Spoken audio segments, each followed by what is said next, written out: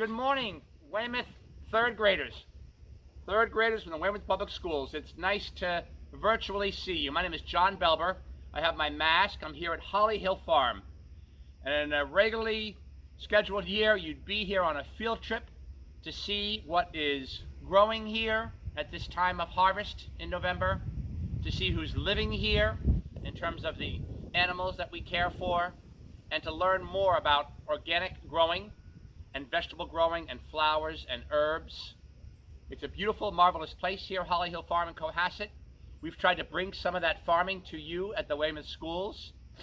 8 primary schools that have 8 school gardens where we're trying to grow produce. Some kale was handed out last week so we could share that joy of harvest with you, either from the gardens or from the farm here. And I want to welcome you to a field trip today and to share and show you what is happening here on the farm. I first want to acknowledge and share with you that we're on some very special land right here.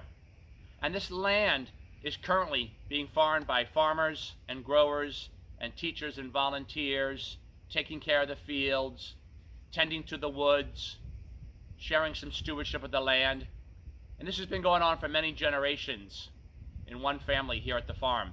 And before that, there were Native American Wampanoag and people who named this area the Cohasset, the long rocky shore. Indigenous people living, working, making their homes here by the ocean and inland, maybe up to Wessagusset, the area where Weymouth is currently today. And I want to acknowledge and recognize those people who are still living today and still whose ancestors and descendants are living in different parts of the South Shore and in fact across the entire country. So third graders, we're going to have a chance to see a little bit about what's going on the farm and bring a little bit of it closer to you from Holly Hill Farm to Weymouth. So here we go, third grade.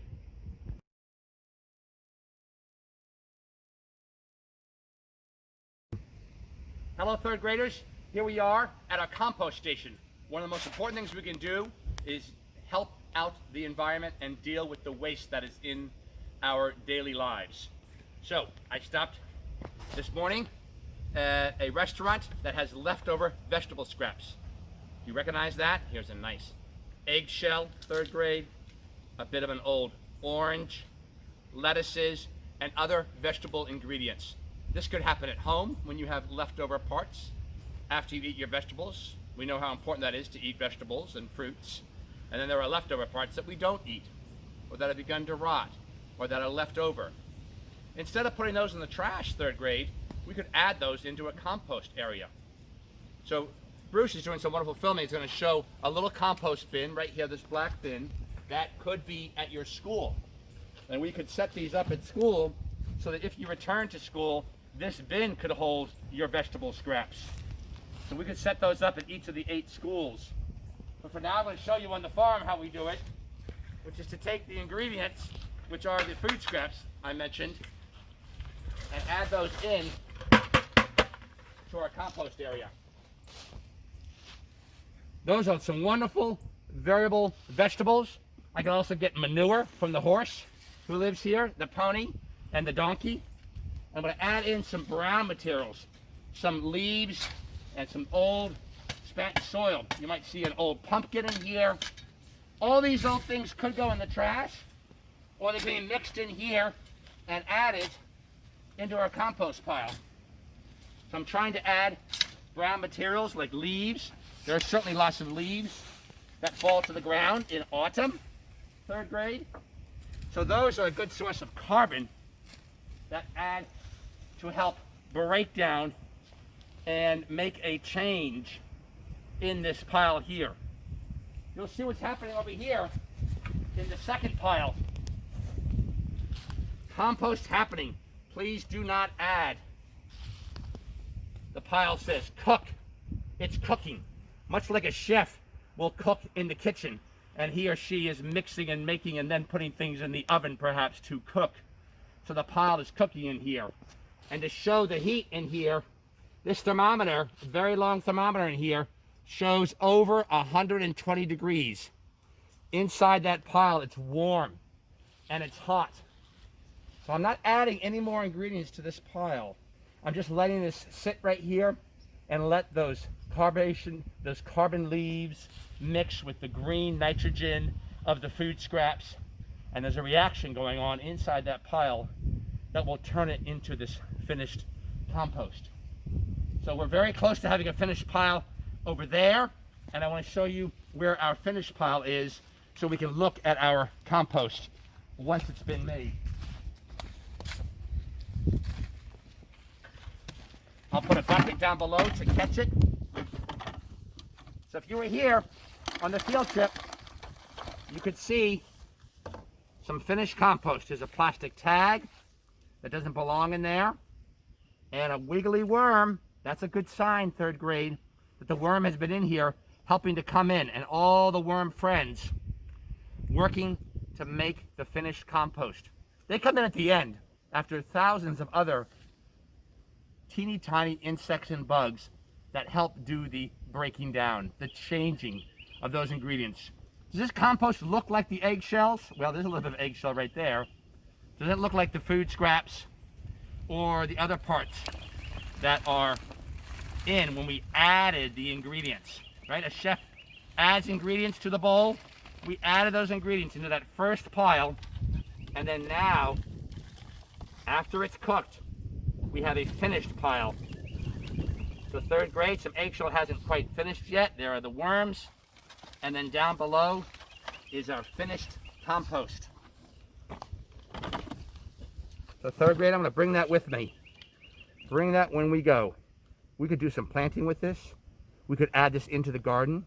You can imagine that if there are worms that have traveled through the sifter into our compost, they'll be good for the garden. They'll be great to have inside working as we get set, because there's a special crop that we could try to plant today. All right, so station number 1 is complete. We have made some compost for the garden.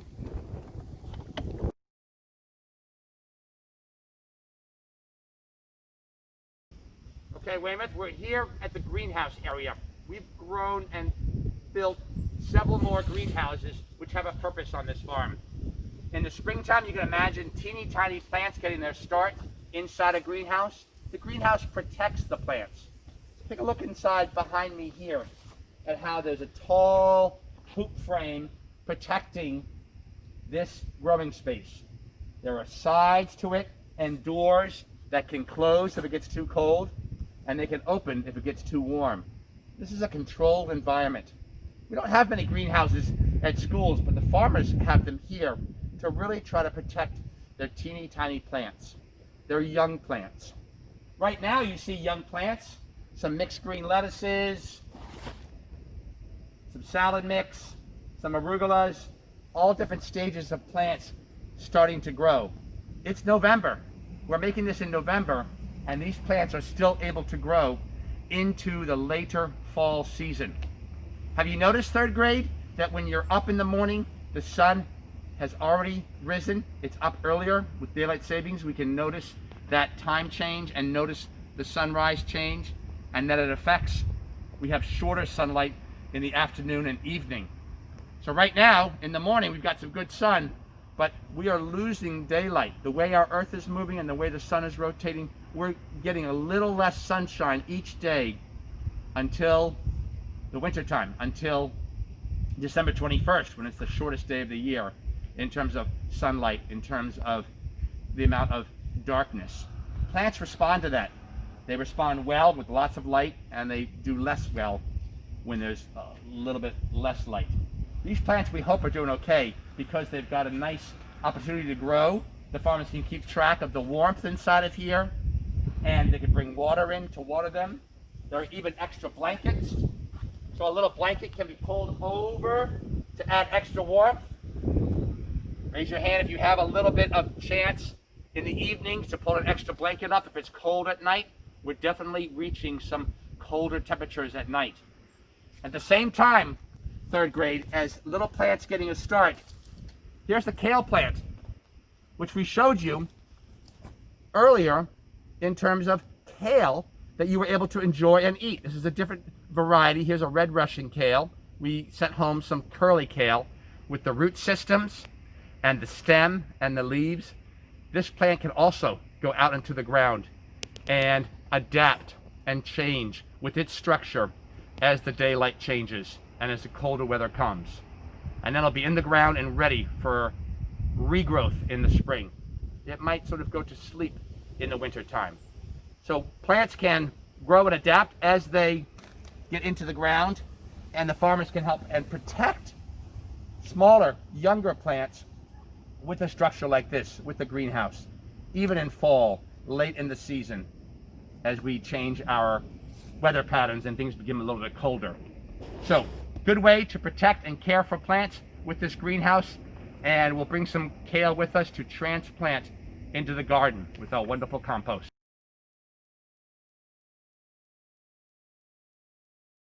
All right, we have come down the hill. We've descended down the hill, just like the water rushes down the hill, especially as we're starting to get some rains after a very dry summer. This is going to show how some puddles and water collects, making the roadway a little bit difficult and muddy. If you were here on your field trip, you need your boots or have some wet sneakers that might get wet in the mud. The farmers have to be aware of that too as we do our planting out in the field. So here in November, we can still see some plants growing in the field. We've come inside the big growing field with our electric fence sign and electric fence battery, which is off right now because we're working in the field and visiting the field. And the fence is on during the nighttime. Do you know who we're trying to keep away at nighttime or any time? Are the deer. The deer could come out of the woods, we'll see later on, and the deer could come into the field and have a wonderful buffet of eating different vegetables and plants that are in here. We do not want that. We love our deer. We prefer that they stay outside the field and go elsewhere, out and about. Have you seen deer in Weymouth? I know there are woods in Weymouth, and there could be a very good chance that deer are finding places to live, and they used to go along the train tracks. You know, the train goes through Weymouth. They could be going along the old train track corridor. So deer need a place to live and eat and nourish themselves. We don't want that to happen here in our growing field. This is food for students, food for customers, food for people who need it at a food pantry, and for restaurants. So we're growing our food here carefully, organically, and thoughtfully with our other four-legged friends and folks around us. There is a low part here that's not guarded by the fence. That does mean bunny rabbits are able to come in, and some chipmunks or some field mice, and they could do some nibbling. That's a problem for the farmers. Farmers will look up and see if they can find in the sky a red-tailed hawk or some type of predator bird who could come down and dissuade and discourage the rabbits and the mice from eating our vegetables. That's part of that life cycle that the animals take part in that we could benefit so our plants can grow.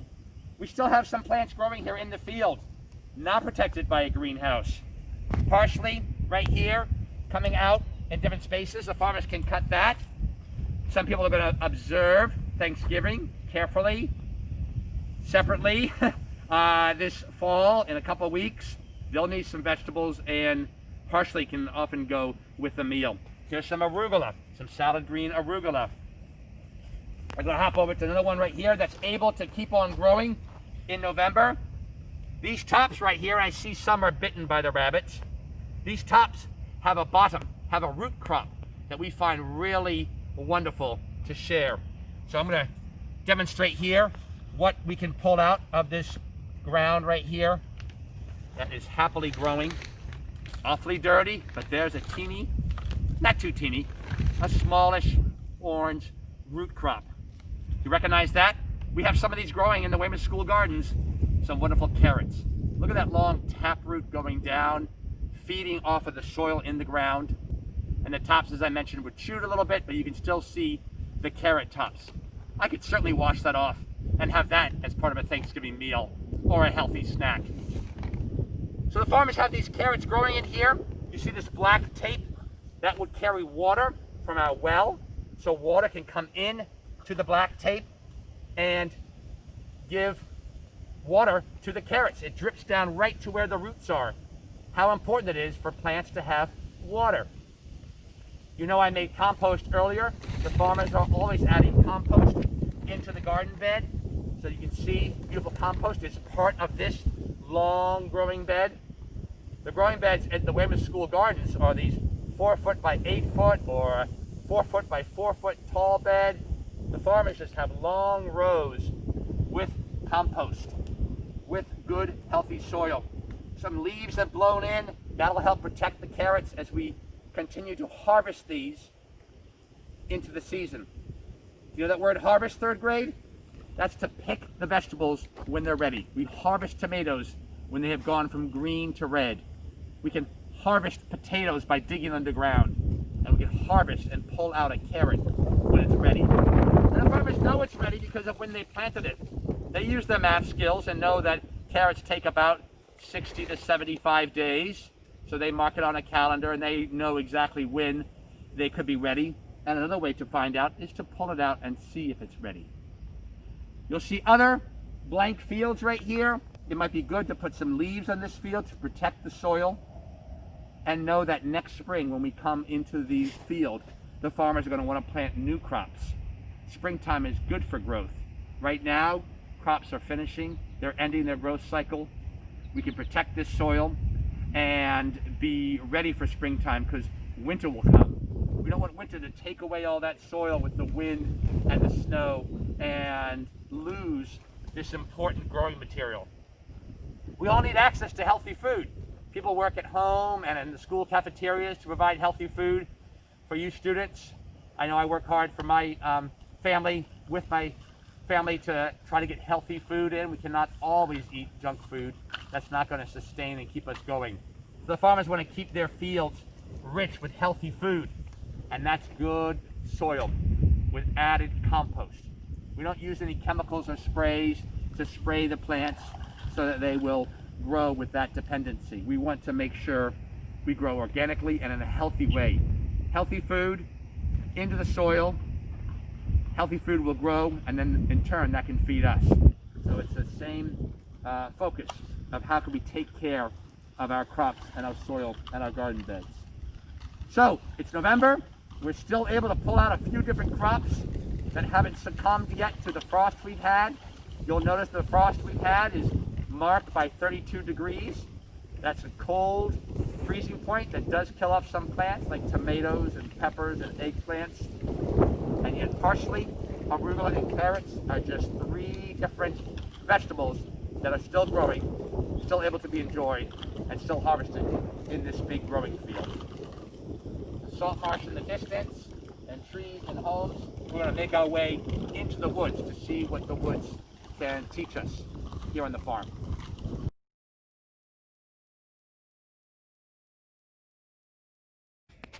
Hello, so we have come to the woods. We have journeyed through the fields, visited the compost, and looked at the seedlings in the greenhouse and the role that the greenhouse plays to those teeny tiny plants. Here in the woods, there's a lot to see and a lot to take in. Some beautiful camera work just to get a sense of all the trees and bushes and shrubs that live and thrive here, year after year. And third graders, I would invite you to maybe take a walk with somebody to some woods, look at some trails and figure out where's a good safe place to go with somebody to learn about what the woods can teach us. Here at Holly Hill Farm, third grade, we can see the woods teach the organic farmer, the grower, lots of different things. We talked about compost and how important that is to have healthy food for our plants. Well, the forest does that. Look at all these trees who've lost their leaves, deciduous trees whose leaves have dropped to the ground. It happens every year. Some trees keep their leaves, keep their pine needles or their prickly holly leaves, but here most have lost their leaves and are now bare branches. What happens to those leaves when they fall to the ground? No farmer or raker comes in here to blow those leaves away or to rake them up into a pile. So that could be fun, jumping into a leaf pile, Here we just let the leaves fall where they may. And all those leaves over the course of time will decompose. They'll also become a habitat and a home for bugs and insects, and maybe squirrels and chipmunks looking for food for the winter. And when these leaves decompose and turn into that wonderful humus, that wonderful organic matter like compost, down below is that good material which can then feed the trees.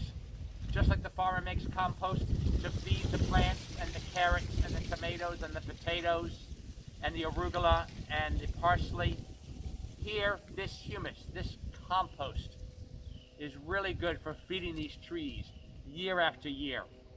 Does the farmer need to water the trees? Because we know all plants need water.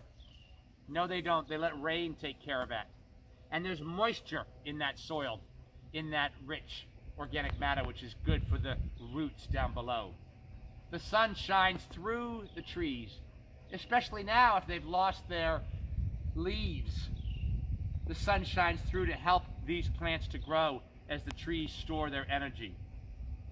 So I invite you to visit the woods. Today we're visiting it virtually through a video, and to imagine and think about what these trees and plants and bushes need, and also the birds and the wildlife and the deer that I mentioned earlier who call this place home, who visit these woods and have a chance to go in and out, find their homes and their shelters, the food they need. This is a home and a habitat for many different animals too.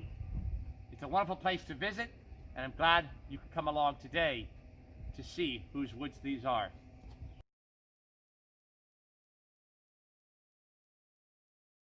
So here we are at the Education Garden, and this is the garden where, if you were all here, third graders, we'd work in our small groups to do some hands-on learning, really learning by doing. The doing that needs to happen right now is maybe sniffing or tasting or observing what different kinds of plants and flowers and herbs are growing here in the Education Garden.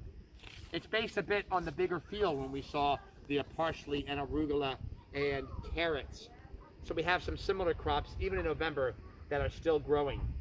We've planted some garlic, which we'll do in the Weymouth schools. And I brought our kale seedlings and compost along. So the compost I'm going to add into the garden. Remember, we sifted that earlier when we visited the compost station. And the compost is going to go right into the garden bed. And you see I've already marked it kale. And there's kale at some school gardens in Weymouth. And kale here will be transplanted right into the ground so it can be tucked in before winter comes. The compost is going to help feed it. And imagine these roots underground really benefiting and feeding off that good, healthy soil. And the soil is moist. I don't need to water right now. We got some good rain last night. And I want to make sure lots of compost is added into our garden bed. I hope that these will get established and grow this fall. Maybe they'll go to sleep in the wintertime and come back in the spring. Some plants are able to do that. Some plants are able to come back after a winter set of storms and cold weather. They're hardy. Some are perennial, like we talked about the trees that lost their leaves in the woods. They will grow new leaves next spring. So for now, I would love to have had your help to transplant kale seedlings into this garden bed and observe and see what is happening here. And now we'll take a look at one more bit of the farm and see who lives here.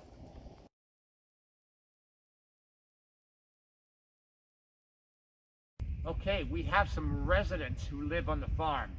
We have farmers who live in the farmhouse who help take care of the fields and all the growing that goes on here at the farm.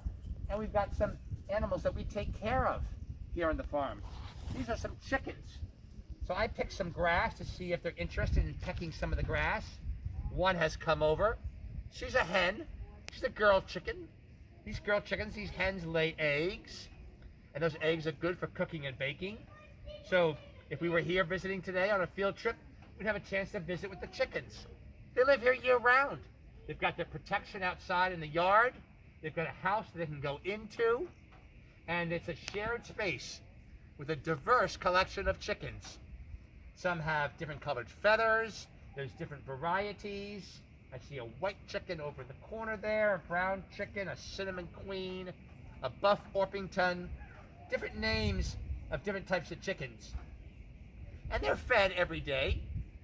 In addition to having their shelter, they need their food. They need their water that's in the bowl out there. And they need access to the yard. They have a lot of space to move around. So she's enjoying the grass I'm offering through here. And it's fun to watch as they peck. And I'm down low so as not to startle them up high. I'm putting grass down low at a nice level where they are. And you can see they've got a little roost up here. Sometimes they flap up to the roost to appear higher or taller than other chickens. And this is nice because the sun is shining down. And on a November day, when there's not a lot of sun, it's great to have a bit of warmth in the chicken yard out here. So some are inside the house, some are outside wandering about.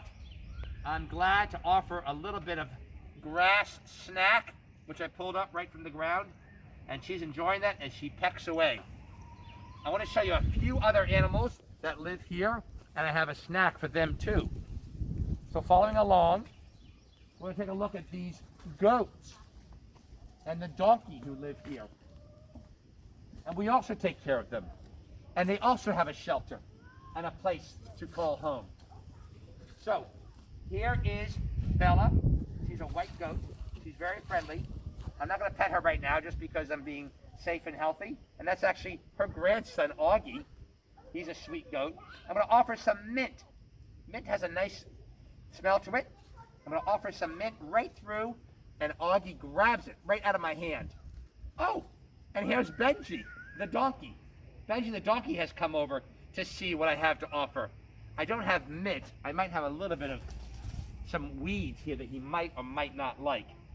But I'm being careful with my hands through the fence. The fence helps protect so he knows to stay in here and he's safe in his yard. There's a few other goats who are here. Well, one other than we met.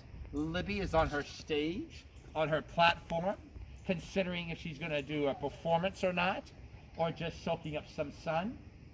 Other visitors have come to the farm, which is nice too. People can come and safely walk about to see the farm. And here are our animals. Benji is a rescue donkey, which means he didn't have a home or a good home to be in, and we were able to take him in here and give him the space and the food and the shelter that he needs, along with the 1, 2, 3 goats who are here. So we're lucky and happy to be able to provide a home, and in return, Benji the donkey especially gives us some manure. So we talked about that back at the compost station, but that manure that gets collected can go into making compost to help feed the plants. So he has a job on the farm, very helpful job of giving us some manure. The goats, if we took them out on a walk, they could eat some poison ivy, and that would help us because poison ivy causes an itch and a scratch. And how great if the goats have the ability to eat the poison ivy, which they do. So jobs on the farm, helping the farmers as we are trying to help them with the space and the place that they need to grow. And last but not least, we've had a wonderful tour, third graders from Weymouth, and first or the middle or the end of our tour is coming to Pumpkin the pony. At age 34, our pony is fully grown. He's sort of a small horse. He's a Welsh pony. He's going to go behind the shelter. Maybe he's looking for some extra grass to nibble, or maybe it's out of the wind. But I don't know if he'll come over and see us and see up close how Pumpkin the pony in November has really started to grow a lot more fur. So maybe it's time to pull out a winter coat, or it's time to shop maybe for a winter coat or a warm sweater to keep you warm. Pumpkin the pony, as do all the other horses in the world, grow more fur in the fall to get ready for winter. He's got a big space here because he's a bigger animal than the chickens or the goats we saw. So he's pretty still right now, but right there, Pumpkin the pony also has some shelter. And at night, we bring him into his stall, so he's protected. And he gets his dinner. He gets the food that he needs at nighttime. And who knows, maybe he reads a book to himself, but certainly one could come read a book to him. He might like that. He's in his stall at night, so he's protected. And out here during the day, he's got ample space to roam. He's got what he needs. There's water here. We bring in hay and food for him. And he also has that wonderful job that he does of providing manure for us. And we clean that manure up every time, every day, and put that right into our compost operation so we can make good, healthy food. Because that manure turns right into healthy compost with the bugs and insects that are in that compost pile, just like when we added the food scraps. So it's nice to end here with Pumpkin, our pony, who's been here a long time, continues to be here. We wish you could come and visit here. You can always contact the farm and find a good time to visit. But right now you're staying safe, you're hopefully staying healthy, and we've been able to bring a little bit of the farm to you, Weymouth. Instead of a field trip, you can see the farm through this video and through this work. We hope to see you at the school garden soon, and that you enjoyed your kale, and keep on growing and learning, and we're glad we could share the farm with you, Weymouth 3rd grade.